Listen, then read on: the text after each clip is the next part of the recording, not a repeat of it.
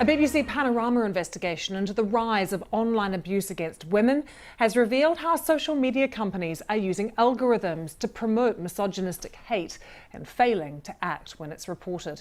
Our disinformation reporter Mariana Spring has been to meet politicians, Love Island contestants and a frontline doctor to explore the impact of online hate on women who use social media to do their job. Kaz was a contestant on Love Island earlier this year. As a social media influencer, she now has 850,000 followers on Instagram. Although she gets lots of love on social media, she also gets a lot of hate. My Instagram, that's my workplace. No one walks into their office and has people yelling abuse at them, do they? So why should it be the same thing on my Instagram? The think tank Demos has looked at the abuse received by both male and female contestants on Love Island and another reality TV show. They studied more than 90,000 posts and comments and found women got far more abuse than men. People were using explicitly gendered slurs, women being manipulative, women being sneaky, women being sexual, and women being evil or stupid.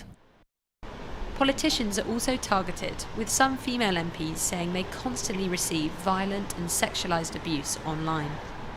Before social media existed, somebody could get done for being threatening in the street, for being threatening in real life, for some of the things that they said and the hate speech that they had. The fact that they're talking directly to someone online, the fact that it's through the medium of their phone, doesn't stop that being threatening. As the BBC's specialist disinformation reporter, I also get a lot of abuse. So I'm recording this because last night I got some of the worst abuse that I've received doing this job, really. I mean, I'm quite used to getting it now. All the main social media companies say they don't promote hate on their platforms and take action to stop it.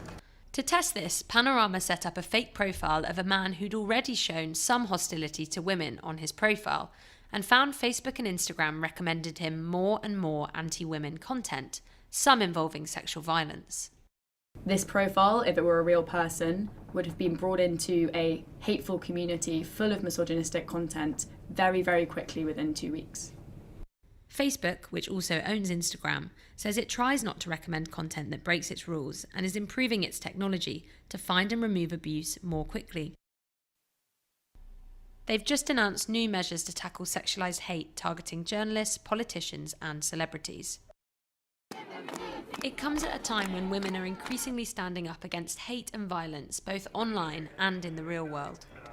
I am just as human as you, and it hurts me in the same way as this would hurt you, and I would never wish for anyone to experience it. I would never wish that at all.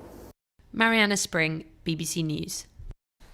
Live now to Chloe Colliver. She leads a team of analysts studying disinformation. We just saw her there in Mariana's report. Good to see you, Chloe.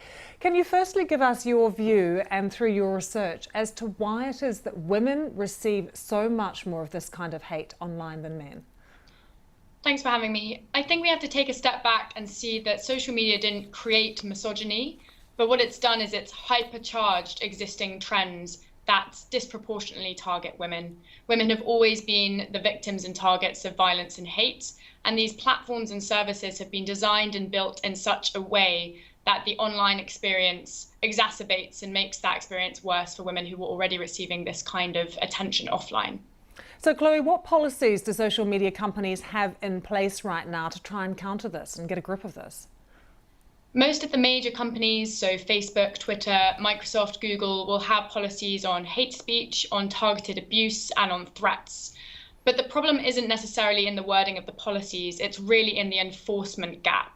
There is not enough resource and there is no incentive for these platforms to comprehensively and transparently enforce those policies. So we're seeing them missing things and failing all over the place in terms of protecting their users from these kind of direct attacks. Chloe, presumably they use quite a lot of AI to try and track algorithms and things, but is it possible for the AI to be clever enough to see some of this more personalised, misogynistic kind of language? You're exactly right. They use two things. They use users reporting content themselves manually and AI to try and detect abusive content automatically.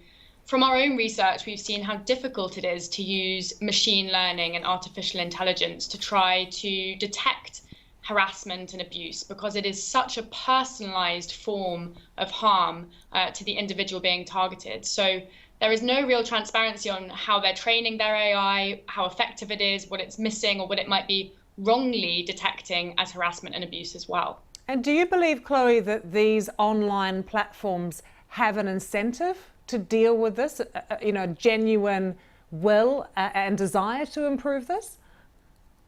At the bottom line at the moment, these companies are only really driven by profits. And at the moment, that means that as long as advertisers continue to pay to sell ads on these platforms, there's no real incentive to change what's going on.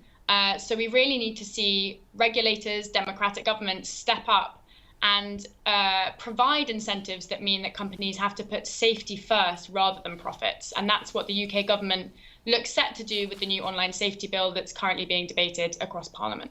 Is anything happening in this space that is working? Are there any platforms right now that are actually managing to tackle this? There are certainly platforms that have tried to be more proactive in providing users, and women especially, with tools or services on their products that might help. Twitter, for example, has trialled mute buttons or blocking buttons, or also you can only reply to your friends if you select that option. So there are things that certain platforms like Twitter are trying to do to give the users themselves a bit more control over what they see and who can talk to them.